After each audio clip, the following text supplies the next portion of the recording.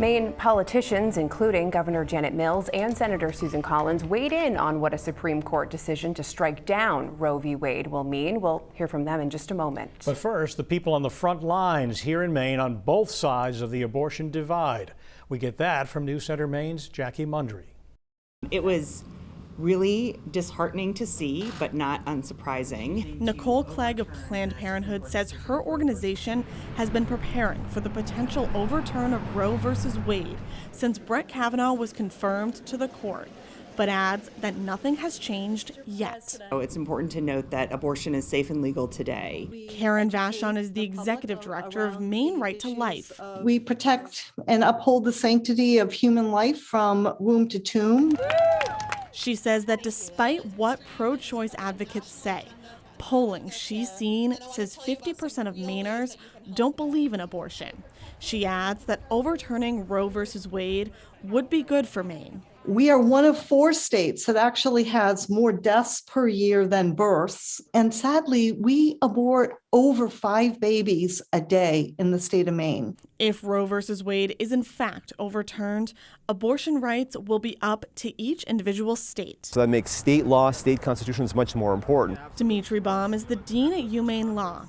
He says here in Maine and other progressive areas of the country, it'll be status quo. So I would expect in New England, on the West Coast, throughout many pockets of the country, nothing would really change, right? Because their state constitutions and state statutes still continue to provide either for a constitutional right to an abortion or for statutory protections. Women can currently get an abortion in Maine up to the point a fetus is viable, which, according to the National Library of Medicine, is 24 weeks. Clegg says she and her team have already seen a number of people from places like Texas come to Maine for their abortions. We are, certainly mindful of the fact that we're going to start to get more phone calls, more inquiries from people living in other states needing access to safe and legal abortion, and we're preparing for that. For the time being, Karen Vachon is confident her side may affect change at the local level. Reversing this decision and bringing it back to the states would be a really good thing, especially for Maine. Well, Nicole Clegg says Planned Parenthood is committed to making sure that change doesn't happen. Who's in the Blaine House matters. Who's in our House and Senate matters. They will be the ones deciding who has access and who doesn't. Decisions voters will make come November. In Portland, Jackie Mundry, News Center, Maine. If Justice Alito indeed is speaking for the entire conservative majority of the Supreme Court, that would include 2 Trump appointees that Senator Susan Collins helped put there.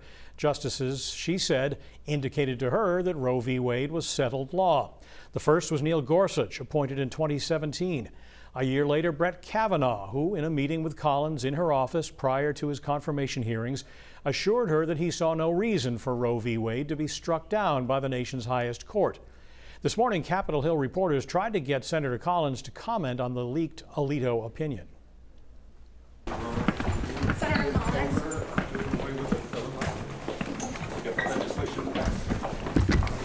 I just put out a statement, and so you'll all have that. Senator Collins, do you feel like Kavanaugh misled you? Thank you, guys. Did Kavanaugh lie to you? Thank you, guys. Do you feel misled? In that statement to which Collins referred, she said the potential for Roe v. Wade being struck down would be completely inconsistent with what Justices Gorsuch and Kavanaugh said in their hearings and in her meetings with them in her office.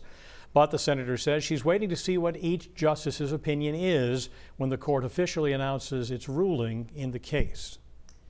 Now, both Collins and Maine's other senator, Independent Angus King, have indicated that they favor Congress getting involved and actually passing a federal abortion protection law, something that likely won't happen because Republicans would not let it come to the floor for a vote.